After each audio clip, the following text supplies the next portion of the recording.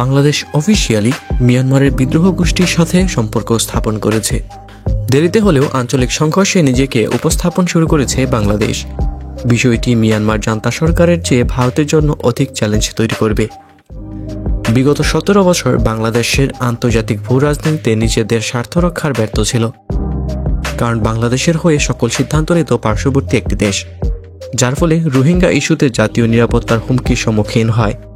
অন্যদিকে পার্বত্য চট্টগ্রামে বিদ্রোহী গোষ্ঠীকে সহযোগিতা দিচ্ছে পার্শ্ববর্তী দেশটি। অথচ বাংলাদেশের ভৌগোলিক অবস্থান অনুযায়ী আঞ্চলিক ভূ রাজনীতিতে আধিপত্য বিস্তার করা সম্ভব, যার মাধ্যমে দেশের একাধিক সমস্যা সমাধান করা সম্ভব ছিল।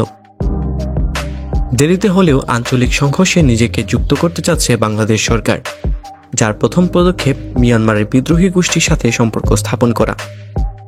বাংলাদেশের মাটিতে বর্তমানে প্রায় 1.5 মিলিয়ন রোহিঙ্গা আশ্রয় নিচ্ছে। সময়ের সাথে এই সমস্যা আরও ঝুঁকি তৈরি করবে, তাই সমস্যা সমাধান করতে মিয়ানমারের জান্তা সরকার আগ্রহী নয়, অথবা তাদের সক্ষমতাও নেই। বর্তমানে রাখাইন রাজ্যের নিয়ন্ত্রণ বিদ্রোহী গোষ্ঠীর দখলে, ফলে রোহিঙ্গা প্রত্যাবাসন চাইলে বিদ্রোহী গোষ্ঠীর সাথে সম্পর্ক স্থাপন করা একমাত্র উপায়। এক্ষেত্রে ঝুঁকি হচ্ছে মিয়ানমার জান্তা সরকারের কাছে সম্পর্কের অবনতি। ঝুঁকি থাকলেও বাংলাদেশ তা মোকাবেলা করতে এবং সমস্যার সমাধান করতে আগ্রহী, কেননা জাতীয় নিরাপত্তার স্বার্থে রোহিঙ্গা সংকট খুব বেশি দিন টিকিয়ে রাখা উচিত নয়। প্রধান উপদেষ্টার নেতৃত্বে পররাষ্ট্র দপ্তর এবং সেনাবাহিনীর পক্ষ থেকে বিদ্রোহী গোষ্ঠীর সাথে সম্পর্ক স্থাপনের কাজ চলমান। এক্ষেত্রে আরাকান আর্মি সহ আরও কয়েকটি স্থানীয় বিদ্রোহী গোষ্ঠীকে প্রাধান্য দিচ্ছে বাংলাদেশ। এমন অবস্থায় বাংলাদেশ সেনাবাহিনী চাইলে খুব সহজেই মিয়ানমারকে বিচ্ছিন্ন করে দিতে সক্ষম, কারণ রাখাইনের সাথে বাণিজ্যিক সম্পর্ক বৃদ্ধি করছে বাংলাদেশ, যার ফলে বিদ্রোহী গোষ্ঠী অর্থনৈতিকভাবে লাভবান হচ্ছে এবং এরই মাধ্যমে বাংলাদেশের ওপর নির্ভরশীল হবে রাখাইন এবং আরাকান আর্মি। পরবর্তীতে আলোচনার মাধ্যমে রোহিঙ্গা সংকট সমাধান করবে। এই কৌশলে আগামী 3 থেকে 5 বছরের মাঝে সকল রোহিঙ্গা প্রত্যাবাসন করা সম্ভব। অতীতে একই কৌশল অবলম্বন করেছিল বিএনপি সরকার। তৎকালীন সময় প্রায় 2.5 লক্ষ রোহিঙ্গা প্রত্যাবাসন করা সম্ভব হয়েছিল। ঠিক একইভাবে ভারতের বিদ্রোহী গোষ্ঠীর সাথে গোপনে সম্পর্ক স্থাপন করতে পারে বাংলাদেশ, যার মাধ্যমে বাংলাদেশের স্বার্থ নিশ্চিত করা সম্ভব। বাংলাদেশের পার্বত্য চট্টগ্রামে বিদ্রোহী গোষ্ঠীকে উস্কানি দিচ্ছে পার্শ্ববর্তী দেশের গোয়েন্দা সংস্থা।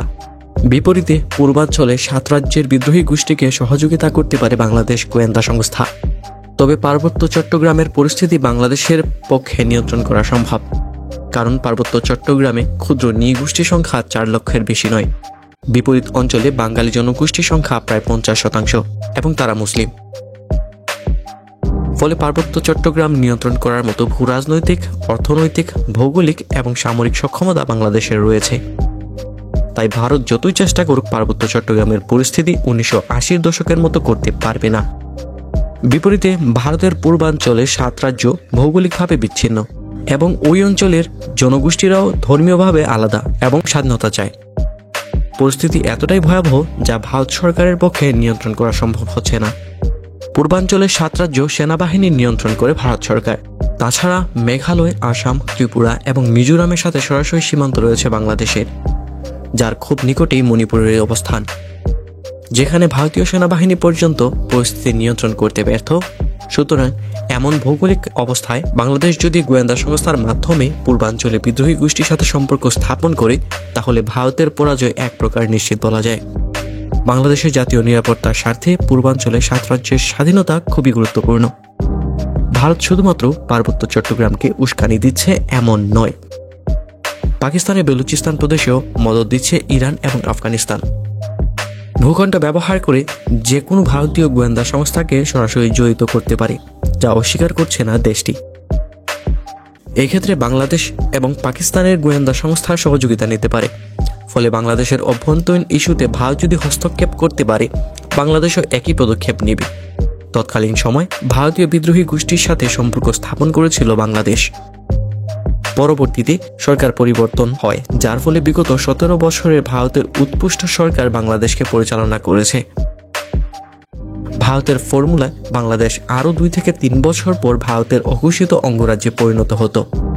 অথচ ভারতের জাতীয় নিরাপত্তা বাংলাদেশের ওপর খুব বেশি নির্ভরশীল। বাংলাদেশ চাইলে ভারতের পূর্বাঞ্চলে 7 রাজ্যকে অস্থির করে দিতে সক্ষম। এজন্য 1 বছরও সময় লাগবে না। ভারতের সামরিক বাহিনীর প্রায় 9 লক্ষ সৈনিক শুধুমাত্র কাশ্মীরের নিরাপত্তায় নিয়োজিত। মণিপুরে প্রায় 2 লক্ষ অতিক্রম করেছে। বাংলাদেশ যদি সহযোগিতা করে পূর্বাঞ্চলের 7 রাজ্য নিয়ন্ত্রণ করতে কমপক্ষে 10 লক্ষ সৈনিক প্রয়োজন হবে। এটি ভারতের পরাজয় নিশ্চিত করবে, কারণ দুটি স্পর্শকাতর অঞ্চলের নিরাপত্তায় ভারতের 20 লক্ষ নিরাপত্তা কর্মী প্রয়োজন হলে দেশটির পক্ষে টিকে থাকা সম্ভব। বাংলাদেশের সাথে ঘনিষ্ঠ সম্পর্ক না রাখলে ভারত যে সহজে টিকে থাকতে পারবে না, এটি অনুধাবন করা প্রয়োজন। অন্যথায় বাংলাদেশের অভ্যন্তরে নিশ্চিত হস্তক্ষেপ বন্ধ করবে না। ভারত শুধুমাত্র বাংলাদেশের জনগোষ্ঠীকে ভয় পায়, বাংলাদেশ সেনাবাহিনীকে নয়, কারণ বাংলাদেশ সেনাবাহিনীর সংখ্যা খুবই সীমিত। ফলে ভারত সহজেই আগ্রাসন চালিয়ে সফল হবে।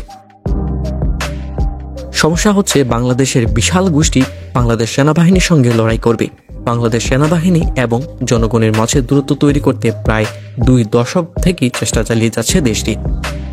কারণ জনগণ সেনাবাহিনীর ওপর আস্থা হারালেও ভারত সহজেই আগ্রাসন চালাতে পারত।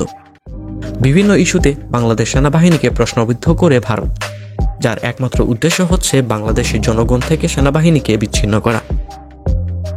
সুতরাং এমন একটি দেশকে দুর্বল করা বাংলাদেশের প্রধান লক্ষ্য হওয়া উচিত।